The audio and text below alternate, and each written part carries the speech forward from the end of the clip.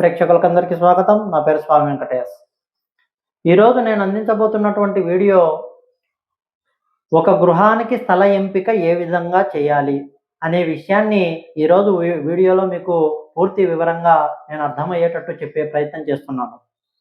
అసలు ఒక స్థలం తీసుకోవడం అంటే ఆ స్థలానికి వాస్తుపరమైనటువంటి అంశాలు ఏ విధంగా ఉండాలి, అసలు ఆ స్థలం వాస్తుకు అనుకూలంగా ఉందా లేదా అనే విషయాన్ని మనము ఏ విధంగా చూడాలి అనేటువంటి విధానం ఏదైతే ఉంటుందో పూర్తిగా మీకు ఈ వీడియోలో నేను చెప్పే ప్రయత్నం చేస్తాను.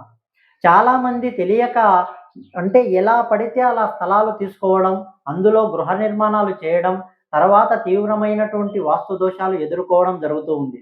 ఎందుకంటే మనం ఫీల్డ్ విజిట్‌కు వెళ్ళినప్పుడు అక్కడ చూసేటువంటి గృహాలన్నీ కూడా కొత్తగా నూతనంగా ఏర్పాటు చేసేటువంటి గృహాలన్నీ కూడా చాలా వరకు డిగ్రీలు తిరిగిపోయి ఉంటున్నాయి. ఎందుకంటే ఆ స్థలాలు వారు తీసుకునేటువంటి విధానమే ఆ విధంగా ఉంది. స్థల ఎంపిక అనేది ఒక గృహానికి చాలా అవసరం. లక్షలు పోసి వెచ్చించి కట్టేటువంటి గృహాలు ఏవైతే ఉన్నాయో, స్థల ఎంపికలో తగిన జాగ్రత్తలు మనం తీసుకోకపోతే తీవ్రంగా నష్టపోతున్నాము అని చెప్పేటువంటి వీడియోనే ఇది. అసలు వాస్తుకు అనుకూలంగా మనం స్థల ఎంపికలోనే తగిన జాగ్రత్తలు తీసుకుంటే మనం ఎలాంటి ఇబ్బందుల పాలు కాకుండా, వాస్తుపరమైనటువంటి సమస్యలు మన గృహానికి ఎదురు కాకుండా దాదాపు సగానికి సగం సమస్యలు అక్కడే వెళ్ళిపోతూ ఉంటాయి. ఎందుకంటే ఒక 10 డిగ్రీలు తిరిగి ఉందా లేదా 20, 30, 40 పూర్తిగా వెదిక్కులకు తిరిగి ఉందా, అలా ఉన్నటువంటి స్థలాలు మనకు అనుకూలించడం లేదు అని నేను చెప్తూ ఉంటాను. ఒక 10 డిగ్రీలు తిరిగి ఉన్నా, 20 డిగ్రీలు తిరిగి ఉన్నా దానికి తగ్గట్టుగానే మన గృహ నిర్మాణం చేపట్టినట్లయితే మనకు అనుకూలంగా ఉంటుంది. పూర్తిగా వెదిక్కులకు తిరిగి ఉన్నటువంటి స్థలాలు కూడా చాలా వరకు ఉన్నాయి. కాకపోతే ఆ విధంగా మనం కొత్త స్థలం ఎంచుకునే ముందరే తగిన జాగ్రత్తలు అలా పూర్తిగా వెదిక్కులకు తిరిగి ఉన్నటువంటి స్థలాలు కాకుండా ఒక 10 డిగ్రీలు కామన్‌గా తిరిగి ఉంటాయి ఏ స్థలమైనా. ఆ విధంగా మనము స్థల ఎంపికలో ఈ విధమైనటువంటి జాగ్రత్తలు ఖచ్చితంగా తీసుకోవాలి. ఈ మధ్య రెడీమేడ్ గృహాలు కూడా చాలా మంది కొంటూ ఉన్నారు. ఇండిపెండెన్స్ హౌస్ అయినా సరే, డూప్లెక్స్ అయినా సరే, జీ ప్లస్ బిల్డింగులైనా సరే, మీరు తీసుకునే ముందర ముఖ్యంగా మొదటగా చూడవలసినటువంటి విషయము ఆ స్థలం కానీ, ఆ గృహం కానీ, ఆ ఫ్లాట్ కానీ ఎన్ని డిగ్రీలకు ఉంది అనే విషయాన్ని మనం తెలుసుకున్నట్లయితే మీరు దాదాపు వాస్తు సమస్యల నుంచి పక్కకు తొలగవచ్చు. ఎందుకంటే ఈ మధ్య కంపాస్ అనేది చాలా మందికి అనుకూలంగా అవైలబుల్‌గా ఆన్‌లైన్‌లో దొరుకుతూ ఉన్నాయి. ఒక 100 లేదా 200 పెడితే ఇలాంటి కంపాసులు మీకు చాలా వరకు వచ్చేస్తాయి. ఇలాంటి కంపాస్ మీరు స్థలం తీసుకునే ముందర కానీ, అంటే లక్షలు, కోట్లు వెచ్చించి తీసుకునేటువంటి గృహాలు ఏవైతే ఉన్నాయో ఒక్క 200 పెట్టి ఈ కంపాస్ మీరు తీసుకొని ఆ స్థలం కానీ, ఆ గృహం కానీ సూర్యునికి అభిముఖంగా నిలబడి ఈ కంపాస్ మీరు పెట్టినట్లయితే మీ స్థలము కానీ, మీ ఇల్లు కానీ ఎన్ని డిగ్రీలకు తిరిగి ఉంది అనే విషయాన్ని మీరు ఇట్టనే కనిపెట్టవచ్చు. కాబట్టి ఈ విధమైనటువంటి కంపాస్‌తో మీరు ఆ స్థలం డిగ్రీలు చూసుకున్నట్లయితే మీరు నిర్మించే గృహాలు కానీ, ఇదివరకే నిర్మించినటువంటి గృహాలు కానీ ఏ విధమైనటువంటి వాస్తు దోషాలకు లోనయ్యే అవకాశం ఉంది అని మనం అప్పుడే తెలుసుకోవచ్చు. కాబట్టి ఇలాంటి కంపాస్‌తో మనం ప్రధానంగా ఒక స్థలాన్ని చూసినప్పుడు ఆ స్థలం ఎన్ని డిగ్రీలు తిరిగి ఉంది అని తెలుసుకోవాల్సినటువంటి ముఖ్యమైనటువంటి అంశం ఇందులో ఇదే. అప్పుడు మాత్రమే మనము వాస్తుకు అనుకూలంగా ఆ స్థలం ఉంటుందా లేదా, అందులో నిర్మించేటువంటి గృహం మనకు అనుకూలిస్తుందా లేదా అని మనం ఖచ్చితంగా ఒక నిర్ణయం అనేది తీసుకోవచ్చు.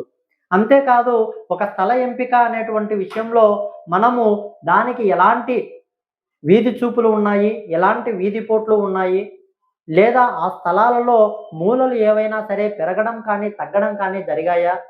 లేదా మనము చుట్టుపక్కల ఉన్నటువంటి పరిసర వాస్తును కూడా మనము పరిశీలించినట్లయితే గుంతలు కానీ, అంటే దక్షిణ పడమర గుంతలు కానీ, తూర్పు పడమర ఎత్తు కొండలు లాంటివి కానీ, లేదా వాటరు అంటే కాలువలు కానీ, దక్షిణ పడమర కాలువలు కానీ, ఇలాంటి సమస్యలు ఏవైనా ఆ స్థలానికి ఉన్నాయా?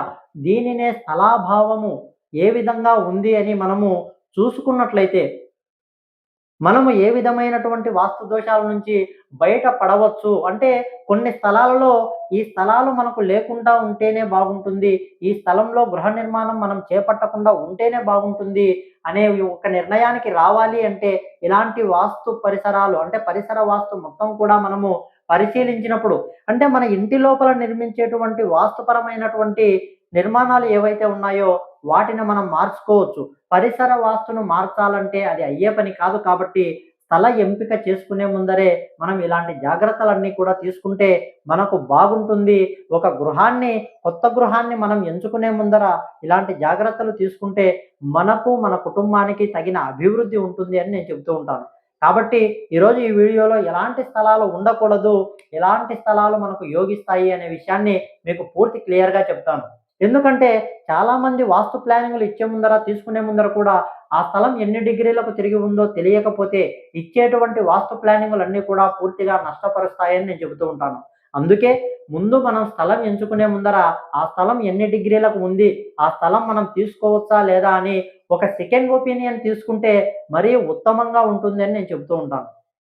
ఈరోజు వీడియోలో చూడండి, ఇది ఒక స్థలం అనుకోండి. నార్తు, ఈస్టు, సౌతు, వెస్టు ఈ విధంగా 4 దిక్కులు ఉన్నప్పుడు మనకు ఎప్పుడైనా సరే సాధ్యమైనంత వరకు 90 డిగ్రీ గల స్థలాలు, ఈస్ట్ 90 డిగ్రీ, నార్త్ 0 డిగ్రీ గల స్థలాలు తీసుకున్నప్పుడు ఇది శుద్ధ ప్రాచిలో ఉన్నటువంటి స్థలాలుగా మనం భావించి ఇందులో కట్టేటువంటి గృహాలు ఏవైనా సరే మనం గుడ్డిగా నిర్మాణం చేసినా కూడా వాస్తుకు అనుకూలంగా మారుతూ ఉంటాయి. ఎందుకంటే ఆధునిక వాస్తు శాస్త్రాన్ని అనుసరించి మనం చేపట్టేటువంటి నిర్మాణాలన్నీ కూడా ఈ విధమైనటువంటి స్థలాలలో ఎలాంటి లోపాలు, ఎలాంటి దోషాలు లేకుండా నిర్మాణం చేసుకోవచ్చు. కాబట్టి ఇలాంటి స్థలాలు దొరికితే మీకు చాలా అదృష్టమనే నేను భావిస్తూ ఉంటాను. లేదా ఒక 10 డిగ్రీలు, 20 డిగ్రీలు తిరిగి ఉన్నా సరే దానికి తగ్గట్టు సెకండ్ ఒపీనియన్ తీసుకొని దానికి తగ్గట్టు అందులో మనం గృహ నిర్మాణం చేసినట్లయితే అనుకూలంగా ఉంటుంది.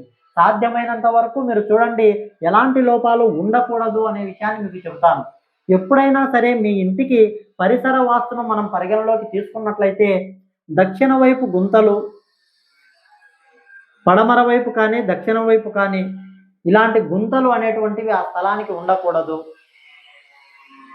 ఉత్తరము మరియు తూర్పు అంటే ఎత్తు కొండలు లాంటివి అనేవి ఎప్పుడు కూడా తూర్పు మరియు ఉత్తరం వైపు కొండలు హైటుగా ఉండకూడదు. మన నీరు ఎప్పుడూ కూడా తూర్పు నుంచి దక్షిణానికి కానీ ఉత్తరం నుంచి పడమరకు కానీ ప్రవహించకూడదు.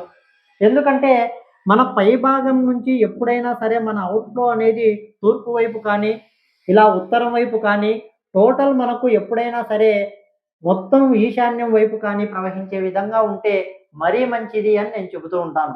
ఖచ్చితంగా తూర్పు, పడమరలు పల్లంగా ఉండాలి ఏ స్థలానికైనా. మన పరిసర వాస్తును కూడా మనం పరిగణలోకి తీసుకోవాల్సి ఉంటుంది. దీని ప్రభావం కూడా ఒక స్థలం మీద కానీ, ఒక గృహం మీద కానీ ఉంటుంది అని నేను చెప్తూ ఉంటాను. కాబట్టి ఎప్పుడైనా సరే మన స్థల పరిశీలనలో ముఖ్యంగా మనం చూడవలసినటువంటి జాగ్రత్తలు, గుంతలు ఏవైనా పడమర దక్షిణంలో గుంతలు కానీ, పల్లాలు కానీ ఏమైనా ఉన్నాయా? తూర్పు, ఉత్తరాలలో హైట్ కానీ ఏమైనా ఉన్నాయా అని మనం ఖచ్చితంగా మనం తీసుకోవాలి. ఈ విధమైనటువంటి ఆలోచనలు చాలామంది చేయకుండా ఉన్నారు. అదేవిధంగా మీరు చూడండి, మన తూర్పు అనేది 90 డిగ్రీస్‌కు ఈ మధ్య చాలా వరకు స్థలాలు ఉండడం లేదు. పూర్తిగా మనం విదిక్కులకు తిరిగి ఉన్నటువంటి స్థలాలు తీసుకోవడం కంటే ఒక 10 డిగ్రీలు లేదా 20 డిగ్రీలు ఆగ్నేయ ప్రాచికి తిరిగి ఉన్నటువంటి స్థలాలు తీసుకోవడం కూడా ఉత్తమమనే ఈ కాలంలో మనం చెప్పవచ్చు. ఎందుకంటే 100కి 80% అంటే 80% ఇల్లు కూడా స్థలాలు కూడా ఆగ్నేయ ప్రాచికి తిరిగి ఉన్నటువంటి స్థలాలే మనకు దొరుకుతాయి తప్ప శుద్ధ ప్రాచిలో 10% వరకే మనకు దొరకడం జరుగుతాయి. కాబట్టి ఆగ్నేయ ప్రాచికి ఒక 20 డిగ్రీలు తిరిగి ఉన్నా సరే దానికి తగినటువంటి గృహ నిర్మాణం మనం చేపట్టవచ్చు. అందులో ఎలాంటి సమస్యలు ఉండవు. అలాంటి స్థలాలు కూడా మనం తీసుకోవచ్చు. దానివల్ల ఎలాంటి నెగెటివ్ ఫలితాలు ఉండవు. ఎప్పుడైతే మీ స్థలం 45 డిగ్రీలు ఆగ్నేయ ప్రాచి కానీ, ఈశాన్య ప్రాచి కానీ దీనిని మనము విదిక్కులకు తిరిగినటువంటి స్థలంగా భావిస్తాం. అంటే ఇక్కడ రావాల్సినటువంటి తూర్పు ఇక్కడ రావడం, లేదా తూర్పు అనేది ఇక్కడ రావడం. అంటే పూర్తి మూలలకు ఈ తూర్పు విదిక్కులు, ఈ దిక్కులనేవి తిరిగి ఎప్పుడైతే ఉంటాయో ఇందులో చేపట్టేటువంటి నిర్మాణాలన్నీ కూడా మనకు అంతగా అనుకూలించడం లేదని నేను చెప్తూ ఉంటాను. కాబట్టి విదిక్కులకు తిరిగి అంటే మనం ఎలాగో కొత్త స్థలం ఎంపిక అంటే ఇదివరకే స్థలాలు ఉన్నాయి లేదా ఇదివరకే మాకు గృహాలు ఉన్నాయంటే దీనికి తగిన మార్పులు మనం చేసుకోవాల్సి ఉంటుంది. లేదా మీరు కొత్తగా స్థలం కొనాలనుకుంటున్నారు, కొత్తగా గృహాన్ని మనం తీసుకోవాలని మీరు అనుకున్నప్పుడు మాత్రము ఈ విధంగా విదిక్కులకు తిరిగినటువంటి స్థలాలు కానీ, గృహాలు కానీ తీసుకోవద్దనే నేను చెబుతూ ఉంటాను. దీనివల్ల మనకు అనుకున్నంత మంచి ఎనర్జెటిక్ లాభాలు అనేటువంటివి వాస్తుపరంగా కలగడం లేదు. కాబట్టి మన స్థల ఎంపికలోనే మనము తగిన జాగ్రత్తలు మనం తీసుకుంటే ఈ విధమైనటువంటి ఇబ్బందుల నుంచి మనం బయటపడిన వారం అవుతాము. కాబట్టి అంతేకాకుండా స్థల ఎంపికలో ఉచ్చ స్థానాల పెరుగుదల అనేది మనకు మంచిదే చేస్తూ ఉంటుంది అని నేను చెప్తూ ఉంటాను. దీనిని మనము తూర్పు ఈశాన్యం పెరుగుదల అంటాము. దీనిని ఉత్తర ఈశాన్యం పెరుగుదల అంటాము. ఒక ఇంటికి కానీ, ఒక స్థలానికి కానీ ఈశాన్య పెరుగుదల అనేది మంచిదే. చాలామంది ఒక తప్పుడు అభిప్రాయం కూడా ఉంది. ఈశాన్య పెరుగుదల అంటే 1 ఇంచు, 2 ఇంచులే పెరగాలి. అంతకు మించి పెరిగితే అది నష్టం అవుతుంది అని చెప్తూ ఉంటారు. ఆ విధంగా ఎట్టి పరిస్థితుల్లో మీకు అలాంటి సమస్యలు అనేవి ఎలాంటి సమస్యలు కూడా ఉండవు. మీ ఇంటికి 10 అడుగులకు ఒక అర్ధడుగు మేర అంటే మీకు ఉదాహరణగా ఇక్కడి నుంచి ఇక్కడికి 50 అడుగులు ఉందనుకోండి. 50 అడుగులు ఉంటే 2.5 అడుగు పాటు మీ ఈశాన్యం పెరిగి ఉండవచ్చు. దీనివల్ల ఎలాంటి నష్టము ఉండదు. కాబట్టి దీనిని పరిగణలోకి తీసుకొని ఈశాన్య పెరుగుదల ఆ స్థలానికి మంచే చేస్తుంది. మనకు ఎలాంటి పరిస్థితుల్లో నష్టం చేయదు. ఇలాంటి స్థలాలను మీరు నిరభ్యంతరంగా తీసుకోవచ్చు. అంతేకాకుండా నీచ స్థానాల పెరుగుదలలు ఉంటే నీచ స్థానాల పెరుగుదలలో ఉన్న స్థలాలు కూడా తీసుకోవచ్చు. కాకపోతే మనం గృహ నిర్మాణం చేపట్టే ముందర ఈ పెరిగినటువంటి నీచ స్థానాన్ని మనం వదులుకోవలసి ఉంటుంది. ఇక్కడ మీరు కొంత భాగం నష్టపోతూ ఉంటారు. మీరు స్థల ఎంపిక చేసుకునే ముందరే మీకు నీచ స్థాన పెరుగుదల ఏదైనా ఉంది అంటే ఆ స్థలాన్ని విడిచిపెట్టి మీరు కొలతలు తీసుకొని ఆ స్థలాన్ని మీరు తీసుకోండి తప్ప నీచ స్థానాన్ని ఎప్పుడు కూడా మీరు కౌంటింగ్‌లోకి తీసుకోవద్దు. దానివల్ల మీకు నష్టమే కలుగుతుంది అని చెప్తూ ఉంటాను. కాబట్టి ఈ విధమైనటువంటి స్థలాల పెంపులు, నీచ స్థానాల పెంపులు కానీ, ఉచ్చ స్థానాల పెంపులు కానీ ఈ విధంగా ఉంటేనే మనకు అనుకూలిస్తాయి. అంతేకాని చూడండి, ఈ ఇంటికి మనము ముఖ్యంగా చూడవలసినవి వీధి పోట్లు లేదా వీధి చూపులు. ఎప్పుడైనా సరే తూర్పు ఈశాన్యపు వీధి చూపు కానీ, ఉత్తర ఈశాన్య వీధి చూపు కానీ ఏ గృహానికైనా, ఏ ఇంటికైనా, ఏ స్థలానికైనా మంచే చేస్తుంది. అది మీ అభివృద్ధినే కాంక్షిస్తుంది. ఆ స్థలంలో మీ గృహము బ్రహ్మాండంగా రాణింపు అనేది ఉంటుంది. మీ గృహానికి సరి అయినటువంటి అభివృద్ధి అనేది కూడా ఈ స్థలాలకు కలిగినటువంటి ఈ వీధి చూపుల వల్ల కలుగుతుంది. చాలామంది డిగ్రీలు తిరిగిన తర్వాత కూడా ఇది మంచి వీధి చూపే అనుకుంటున్నారు. డిగ్రీలు తిరిగిన తర్వాత ఇది నీచ చూపుగా మారుతూ ఉన్నాయి. అంటే ఇది డిగ్రీలకు మనం అనువుగా చూసుకున్నప్పుడు చాలా వేరియంట్స్ రావడం జరుగుతుంది ఈ వీధి చూపులు, వీధి పోట్లలో. ముఖ్యంగా నేను చెప్పేటువంటి విధానము శుద్ధ ప్రాచికి 90 డిగ్రీకి ఉన్నటువంటి స్థలాల గురించి చెబుతూ ఉన్నాను. ఈ విధమైనటువంటి ఈశాన్యపు వీధి చూపులు చాలా మంచి చేస్తాయి. దక్షిణ ఆగ్నేయపు వీధి చూపులు కూడా మంచి చేస్తాయి. పశ్చిమ వాయువ్యము గల వీధి చూపులు కూడా ఏ ఇంటికైనా మంచే చేస్తాయి. మనకు చెడు చేసేటువంటివి దక్షిణ నైరుతి, పడమర నైరుతి, ఉత్తర వాయువ్యము, తూర్పు ఆగ్నేయము. ఈ విధమైనటువంటి వీధి పోట్లు అనేటువంటివి మన గృహాలను పతనం చేస్తాయి. మన కుటుంబాలను తీవ్రంగా ఇబ్బందుల పాలు చేస్తాయి అని నేను చెప్తూ ఉంటాను. ఇలాంటి వీధి పోట్ల నుంచి మనము తగిన జాగ్రత్తలు తీసుకోకపోతే తీవ్రంగా నష్టపరుస్తాయి. కాబట్టి ఈ స్థలం ఎంచుకునే ముందరే ఇలాంటి వీధి పోట్లు ఉన్నట్లయితే ఆ గృహ నిర్మాణం మనం ఏ విధంగా చేపట్టాలి, ఆ వీధి పోట్ల నుంచి మనం ఏ విధమైనటువంటి రక్షణ ఏర్పాటు చేసుకోవాలి, సరి అయిన విధంగా మనం ఇంటి నిర్మాణం చేపట్టే ముందరే తగిన జాగ్రత్తలు తీసుకున్నట్లయితే మనం ఖచ్చితంగా ఈ వీధి పోట్ల నుంచి మనం బయటపడవచ్చు. వీటి నుంచి మనకు నెగిటివ్ అనేది మన కుటుంబాల మీద పడకుండా తగిన జాగ్రత్తలు తీసుకోవచ్చు. ఈ విధంగా మనం ఒక స్థలాన్ని డిగ్రీలకు అనువుగా చూసుకోవాలి. ప్రధానంగా చూడవలసిన అంశం ఇది. తర్వాత మన ఇంటికి ఉచ్చ స్థానాల పెంపు కానీ, నీచ స్థానాల పెంపు కానీ ఏమైనా ఉన్నాయా అనేటువంటిది రెండో ఆప్షన్. తర్వాత మనం చూడవలసినవి మన ఇంటికి వీధి చూపులు కానీ, వీధి పోట్లు కానీ ఏమైనా ఉన్నాయా. తర్వాత పరిసర వాస్తును కూడా మనం పరిగణలోకి తీసుకోవాలి.